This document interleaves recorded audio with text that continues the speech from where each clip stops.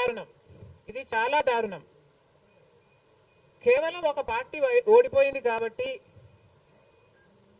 రాజశేఖర్ రెడ్డి గారి విగ్రహాలని ధ్వంసం చేయడం అన్నది చాలా దారుణం.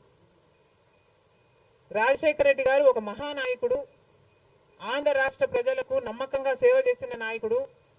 సేవ చేస్తూనే ప్రజల మధ్యలో నేను ఇంకా ఎంతో చేయాలి, సాధించాలి అని రచ్చబండకని బయలుదేరి వెళ్ళి చనిపోయిన నాయకుడు రాజశేఖర్ రెడ్డి గారు.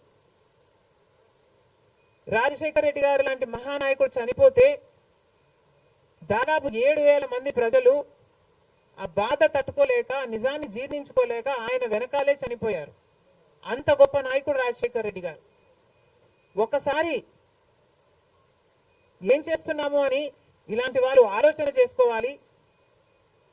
చనిపోయిన వాళ్లకు కూడా రాజకీయాలు ఆపాదించడం ధర్మం కాదు. చనిపోయిన వాళ్లకు కూడా గెలుపు ఓటములు ఆపాదించడం న్యాయం కాదు. మరొక్కసారి చెప్తున్నాం, రాజశేఖర్ రెడ్డి గారు మీకు చేసింది ఏమీ లేదు. దయచేసి రాజశేఖర్ రెడ్డి గారి విగ్రహాలను ధ్వంసం చేయడం ఆపండి. మీరు చేశారని వాళ్ళు చేశారని మీరు, ఇలా ఒకరి మీద ఒకరు చేసుకుంటూ పోతే దీనికి అంతే ఉండదు. మళ్ళీ చెప్తున్నాం, మీకు ఇంకొకరికి తేడా ఉండాలి అంటే కొంచెం పేషెన్స్ పాటించాల్సిన అవసరం ఉంది.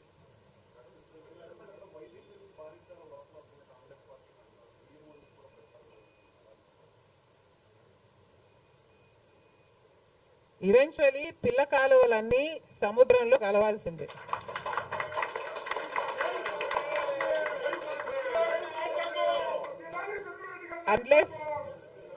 అన్లెస్ అది ఎండిపోతే తప్ప. Yes, definitely.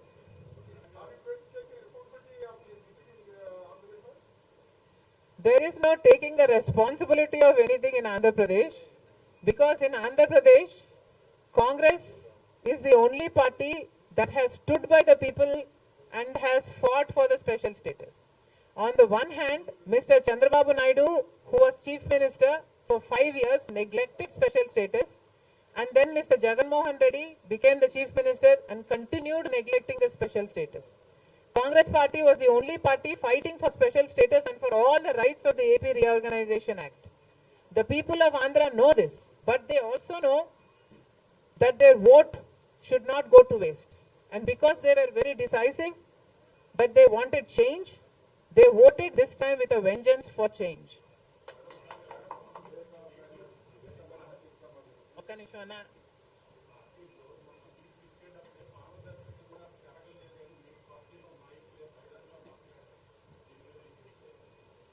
కాంగ్రెస్ పార్టీ ఒక జాతీయ పార్టీ.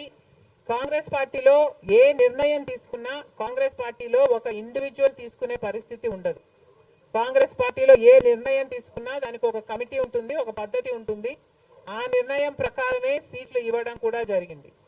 మిగతా వాళ్ళు అంటారా, వాళ్ళు చేసే చిల్లర అలిగేషన్లకు నేను సమాధానం చెప్పాల్సిన అవసరం ఉంది అని, నేను సంజాయిషి ఇవ్వాల్సిన అవసరం ఉంది అని నేను అనుకోవటం లేదు.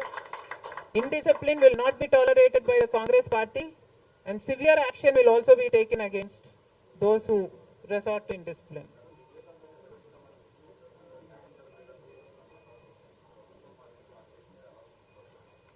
న్యాయం జరుగుతుందన్న హోప్ మాలో చాలా పెరిగింది.